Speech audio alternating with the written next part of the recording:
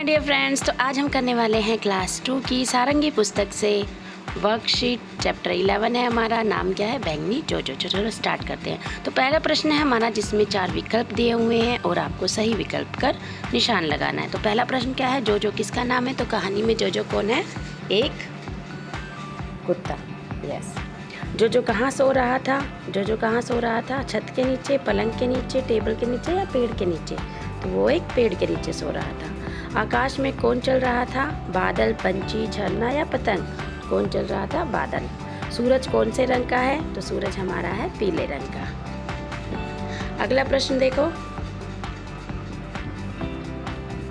अगला प्रश्न है कहानी में कितने गुब्बारे हैं? तो कितने गुब्बारे हैं कहानी में? 4।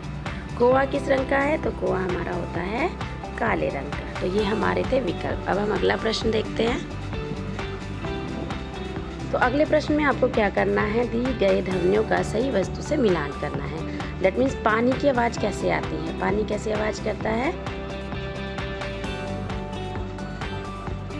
टप टप। जब पानी टपकता है तो कैसी आवाज़ आती है? टप टप। इसी तरह से जब हवा चलती है तो सर सर की आवाज़ आती है। बादल कैसी आवाज़ करते हैं? गड़ गड़। ढोल कैसी आवाज़ करते हैं? ढम ढम। घड़ी टिक टिक। और रोता हुआ बच्चा करता है। तो ये सारी आवाज़ें आपको ध्यान रखनी है कि किसकी आवाज़ कैसी होती है। इसके बाद हमारे हैं प्रश्न उत्तर। जोजो किस रंग का कुत्ता था? तो जोजो एक सफ़ेद रंग का कुत्ता था। कैसे रंग का कुत्ता था? सफ़ेद रंग का। जोजो को बैंगनी धब्बे कहाँ से मिले? तो जोजो को बैंगनी धब्बे जामुन के पेड़ से मिले। कहाँ सो रहा था जोजो? जामुन के पेड़ के नीचे। इसके बाद अगला प्रश्न है जोजो परेशान क्यों था? जोजो परेशान था क्योंकि उसके सफ़ेद बालों पर बैंगनी धब्बे पड़ गए थे और वह नहीं जानता था कि ये धब्बे कैसे आए और कौन उन्हें दे गया, तो इसीलिए वो परेशान था। अगला प्रश्न है जोजो सबसे पहले किसके पास गया था? तो जोजो सबसे पहले कहाँ गया था? बादल के पास। जोजो सबसे पहले बादल के पास गया था। इस तरह से हम इन प्रश्नों के उत्तर जो है वो लिखेंगे। अगला प्रश्न है घास किस रंग की थी? तो घास हमारे कैसे रंग की थी? घास हरे रंग की थी। बैंगनी जोजो पाठ के लेखक का नाम क्या है? तो बैंगनी जोजो के लेखक का नाम क्या है? बैंगनी जोजो पाठ के लेखक का नाम समीरा जिया कुरैशी है। तो ये आपको याद करने हैं और इस तरह से आपको लिखने हैं। अगला प्रश्न है जिसमें आपको कहानी के अनुसार इन वाक्यों को नंबरिंग देनी है। इसका मतलब जब से सबसे पहले क्या हुआ, उसके बाद क्या हुआ और फिर क्या हुआ, तो इस तरह से आपको क्या करना है? नंबर देना है। तो देखो यहाँ पे क्या है? बादल बादल। तो सबसे पहले देखो इसमें से पढ़ो कौन सी लाइन आएगी सबसे पहले? जोजो एक सफ़ेद रंग का कुत्ता था। तो ये हमारी होगी सबसे फर्स्ट लाइन की, जोजो एक सफ़ेद रंग का कुत्ता था। उसके बाद क्या है आपका? सबसे पहले जोजो कहाँ गया था? बादल के पास, तो इसलिए ये 2 होगा हमारा। फिर किसके पास गया था? सूरज के पास, तो ये हमारा होगा 3। उसके बाद वो कहाँ गया था? घास के पास, तो ये हमारा होगा 4। 4 वो गुब्बारे के पास गया था और गुब्बारे ने बोला था, तो ये हमारा हो जाएगा, ठीक है। तो ये हमारा हो जाएगा 4 और ये हमारा होगा 5। और सबसे लास्ट में उसको क्या पता चला कि वो तो जामुन का पेड़ था जिसने उसको बैंगनी धब्बे दिए थे। तो ये हमारा कहानी के अनुसार हमने नंबरिंग कर दिया है। सबसे पहला लाइन क्या आएगी? जोजो एक सफ़ेद कुत्ता था। उसके बाद सबसे पहले वो कहाँ गया था? बादल के पास। तो बादल बादल क्या तुमने दिए मुझे बैंगनी धब्बे?